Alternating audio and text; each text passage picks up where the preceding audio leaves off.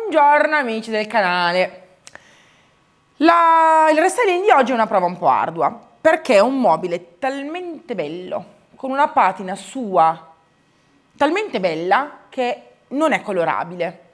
E voglio fare questo tutorial oggi perché tante volte vedo dei post sul mio gruppo I Love Magic Paint su Facebook dove voi scrivete: Elisa, ho questa vecchia bilancia, vorrei rimetterla nuova, come faccio? Oppure Elisa, ho questo vecchio mobile che ho tenuto nel balcone, come faccio a sistemarlo? Questo vecchio tavolo da falegname era di mio nonno, come lo ripristino? Ecco, voi avete questa concezione a volte che ripristinare, fare restyling sia completamente ripulire e ricolorare. Non sempre così. Il restyling, i metodi che noi utilizziamo possono servire anche per togliere una parte di vecchia patina e creare una nuova patina, ma sfruttando ciò che c'è di più bello su questo mobile, ovvero questo bellissimo colore naturale, color verde rame che c'è sotto. Se tu lo guardi a tratti sembra quasi brocante il colore di Magic Paint. Qua c'erano due vecchie toppettine rotte che ho tolto per mettere delle toppe nuove. Purtroppo non si chiudevano più le porte altrimenti, ma guardatelo dentro, quanto è bello, è perfetto, grezzo, legno grezzo intero. I laterali, venite a vedere, sono pazzeschi, sì, hanno qualche ammaccatura, chiaro, però noi dobbiamo ripristinare la sua patina vecchia, originale, antica. E se vi avvicinate vedete che questa marrone salta via. E cosa rimane sotto quella marrone? Quella azzurra. In realtà c'è un primo marrone, un secondo marrone e poi c'è l'azzurro. Hanno dato 3 mani di colore in questi anni per cercare di ripulirlo e mantenerlo. Abbiamo fatto anche le gambettine nuove perché erano spaccate. Guardate, vedete, là sotto ci sono 2 cubotti di legno nuovi, molto rudi, molto squadrati, che poi magari alla fin fine colorerò con brocante. Vediamo. Quindi oggi la mia missione è riportare a nuovo questo mobile, nuovo per modo di dire, perché voglio tirare fuori questa bella patina brocante e proteggerlo in modo che sia sigillato e bloccato nel tempo nella sua patina originale. La prima, partiamo.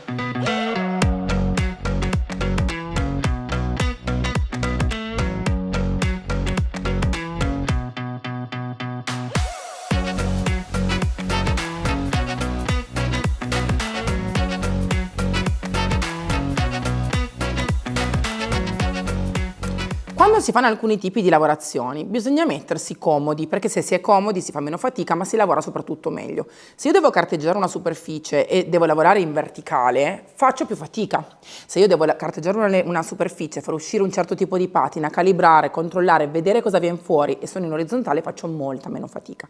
Soprattutto dal punto di vista diciamo proprio delle sfumature la vedi meglio. Stessa cosa di quando vi dico, ragazzi, se dovete fare delle porte o degli armadi molto molto lunghi, delle ante molto lunghe, non usate il rullino in verticale sulla scala che dovete fare su e giù 50 volte, fate un piccolo sforzo, svitate le porte, vi mettete con 2 cavalletti in orizzontale, le finite tutte, la finite, una porta per esempio se avete solo 2 cavalletti, finite una porta, dopodiché una volta che finite la rimontate e via con un'altra porta. Ci metterete un po' di più, ma il lavoro sarà impeccabile.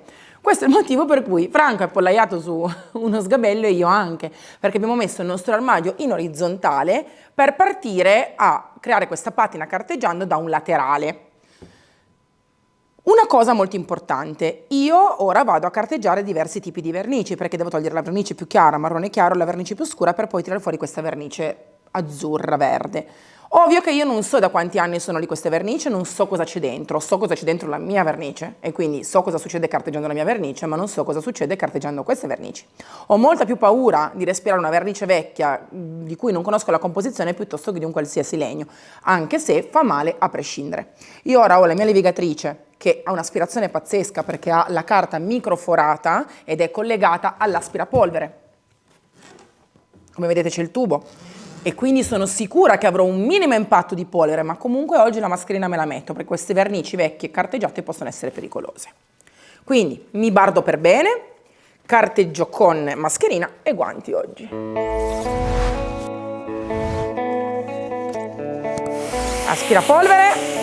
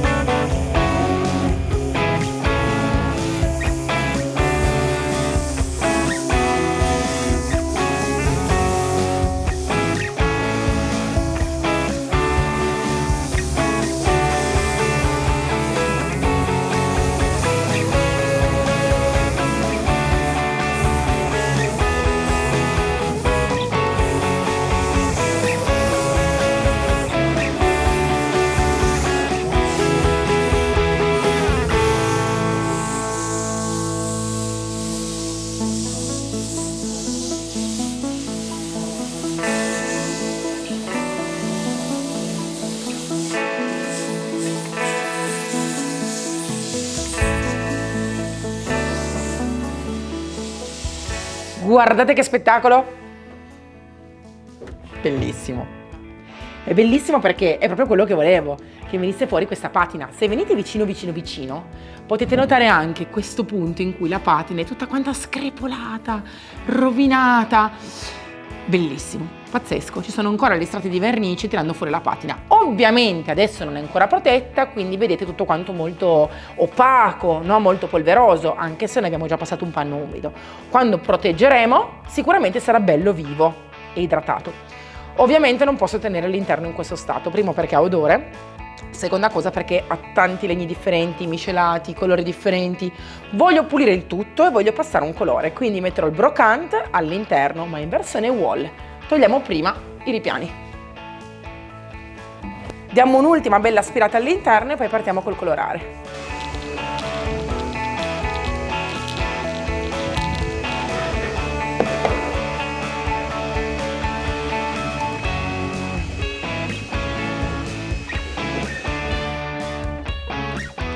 Una sola mano all'interno, profumato, colorato e protetto.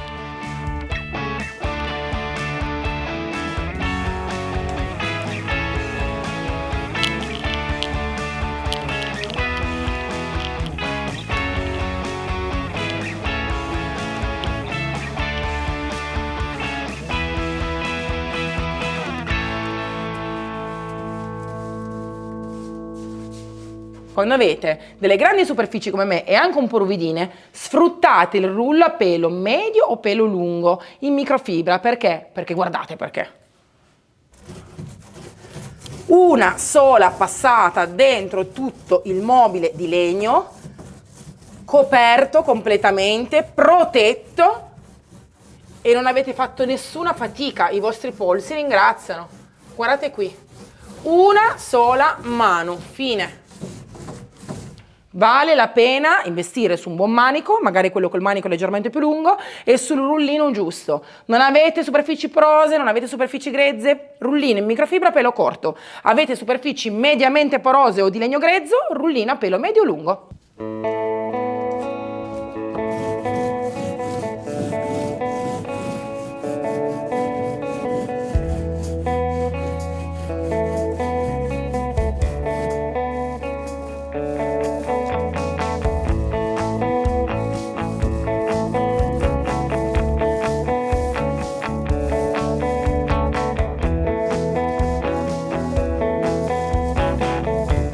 Sicuramente questo mobile avrà avuto in passato delle chiusure come queste, vero? Non ci sono serrature interne, credo che non ci sia nessun altro tipo di chiusura che possa essere differente. Ovviamente questa è nuova e noi la metteremo qui, proprio come era l'altra. Ma me lo tieni fermo gentilmente qui, un pochino più su, ok. Prima fisso la chiusura, 1.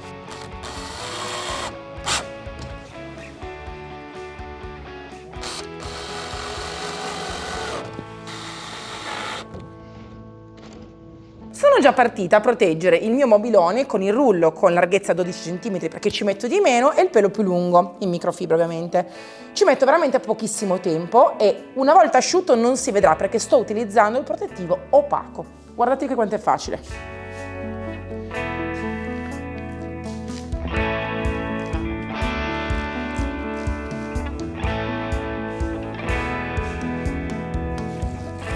Ovviamente il legno assorbe perché è un legno semigrezzo, farò pochissime colature, vado dappertutto e creo questo film trasparente invisibile che conserverà questa patina per tanti anni.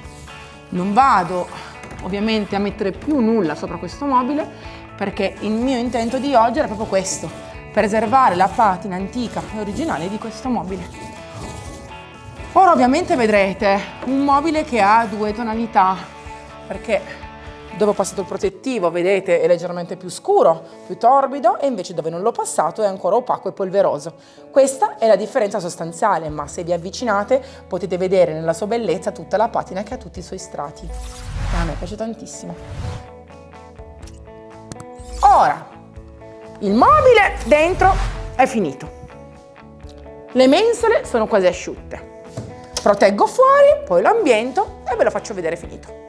Anche questo restyling è finito. Il mobile è arrivato nel suo posto finale. Questa è una delle motivazioni per cui non ho voluto stravolgere questo mobile. Primo, perché avere la fortuna di avere una bella patina creata con sovrapposizioni di vernici antiche è proprio una manna dal cielo, e se sei capace a tirar fuori bene tutti gli strati, questo è quello che ottieni, quindi delle finiture che sovrapposte creano una miscela pazzesca. Per creare una roba del genere dovremmo metterci veramente tanta fatica e tanti livelli di colore nuovi. Ce l'avevamo già, perché buttarli via?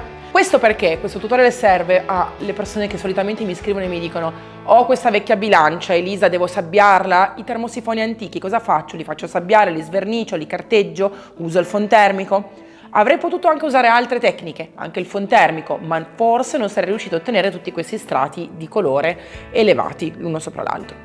A me piace tantissimo, soprattutto il fatto di aver riportato l'interno e l'esterno sullo stesso tono.